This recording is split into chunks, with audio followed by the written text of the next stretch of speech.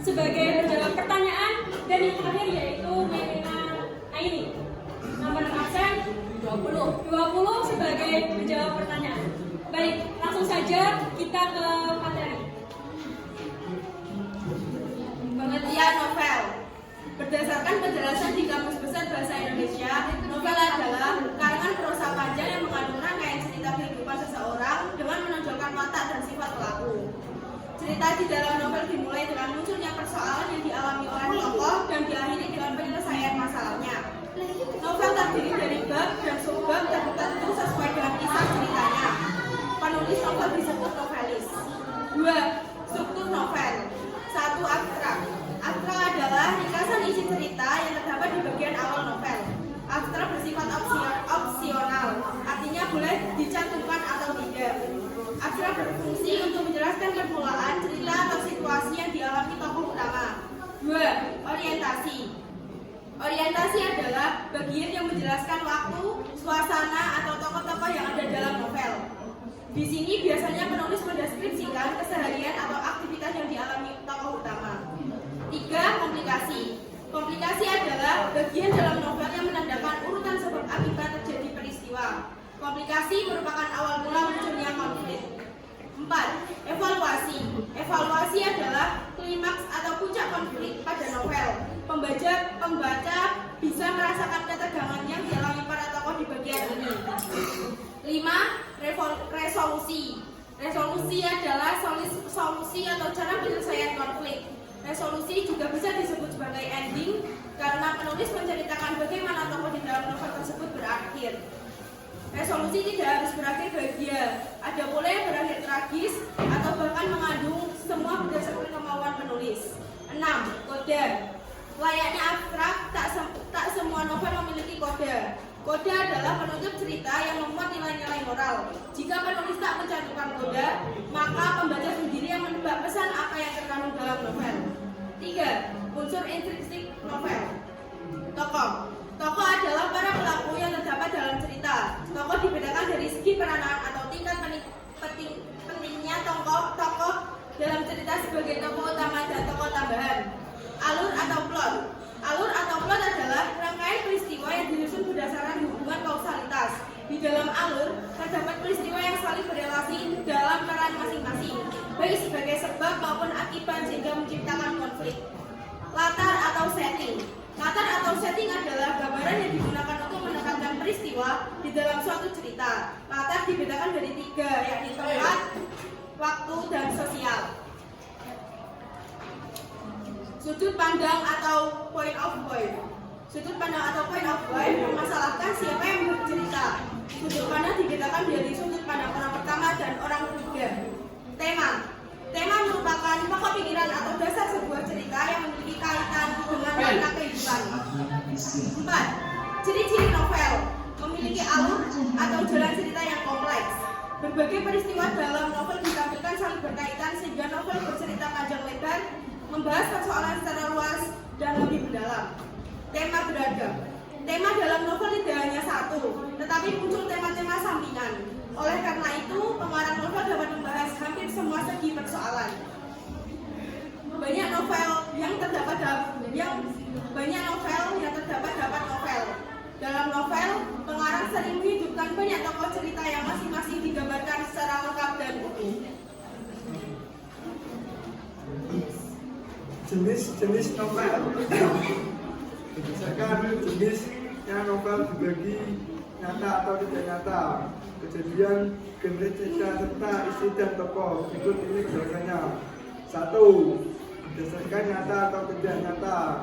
A. Novel fiksi, kisah tentang hal yang fiktif dan tidak pernah terjadi sehingga tokoh alur maupun latar belakangnya hanya percakapan penulis. B. Novel non-fiksi, isi cerita atau hal nyata yang pernah terjadi. Biasanya jadi novel ini diambil dengan sejarah, pengalaman atau kisah nyata. 2. Berdasarkan genre cerita. A. Novel romantis, berkisah seputar percintaan. B. Novel horor, memiliki cerita yang menegangkan. C. Novel misteri, memiliki cerita yang rumit dan menimbulkan rasa kemesian.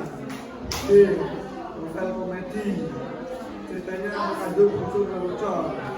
Novel inspiratif, memiliki cerita yang mampu menginspirasi banyak orang. 3. Menurut isi dan tokoh. A. Novel template, novel yang mengandung permasalahan yang dialami remaja. B. Novel songlit, novel yang tersusun dari sebuah lagu. C. Novel ciklit, berisi cerita mengenai perempuan muda. Nilai yang terkandung. A. 1. Nilai religius. Nilai religius adalah nilai dalam novel yang berhubungan dengan percayaan ajaran agama tertentu. 2. Nilai moral. 3. Nilai patriotik. 4. Nilai sosial. 5. Nilai budaya. 6. Nilai estetika. 7. Nilai psikologi. Nilai ekonomi. Kaidah kebahasaan. Bahasa adalah kelompok kata atau kalimat yang berisi perbandingan, perumpamaan, nasihat, prinsip hidup, atau aturan tingkah laku. Majas adalah bagian dari gaya bahasa. Majas adalah kekayaan bahasa dengan memakai ragam tertentu untuk memperoleh efek baik secara lisan maupun tulis. Ada 4 majas, yaitu 1. Majas perbandingan, 2. Majas sindiran, 3. Majas penegasan, 4.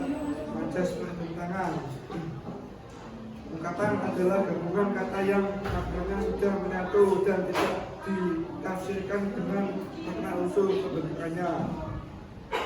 Contoh, ungkapan meja hijau yang berarti pengadilan.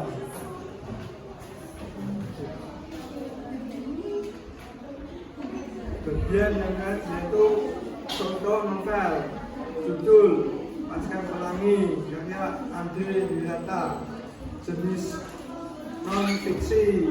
Sinopsis novel ini bercerita tentang kehidupan 10 anak dari keluarga miskin yang bersekolah SD sampai SMP di sebuah sekolah Muhammadiyah di Belitung yang penuh dengan keterbatasan. Mereka bersekolah dan belajar pada kelas yang sama dari kelas 1 SD sampai kelas 3 SMP dan menyebut diri mereka sebagai Laskar Pelangi. Sekian dari presentasi kita. Apakah ada pertanyaan dari teman lain? Assalamualaikum warahmatullahi wabarakatuh. Waalaikumsalam warahmatullahi wabarakatuh. Nama saya Bunga Pujasari dari kelompok 6. Izin bertanya. Dalam unsur novel terdapat tokoh yang berisi tokoh utama dan tokoh tambahan. Pertanyaan saya, tokoh tambahan itu mencakup apa saja? Terima kasih. Izin menjawab pertanyaan dari Bunda. Tokoh pembantu atau tokoh tambahan merupakan sebutan bagi tokoh yang berperan untuk menunjang kisah dari tokoh utama. Secara umum kehadirannya tidak seperti tokoh utama, namun mampu menunjang jalan cerita yang bersangkutan dengan pemeran utama agar semakin menarik. Perannya dalam sebuah cerita, tokoh dalam karya sastra fiksi juga dapat dikelompokkan menjadi 2 berdasarkan karakter atau sifat dari masing-masing tokoh, yakni yang bersifat protagonis atau antagonis. Sekian. Jadi apakah Mbak Vida sudah puas dengan jawabannya? Sudah, terima kasih. Sama-sama. Jadi untuk kesimpulannya, novel merupakan salah satu karya sastra yang populer, salah satu hiburan dalam jenis bacaan bagi para pembacanya.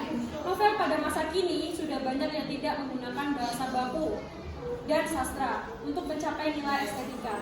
Namun bukan berarti novel masa kini tidak memperhatikan nilai estetika dalam menulis. Hanya para pengarang sudah banyak yang menggunakan bahasa ringan dengan tema dan cerita yang variatif.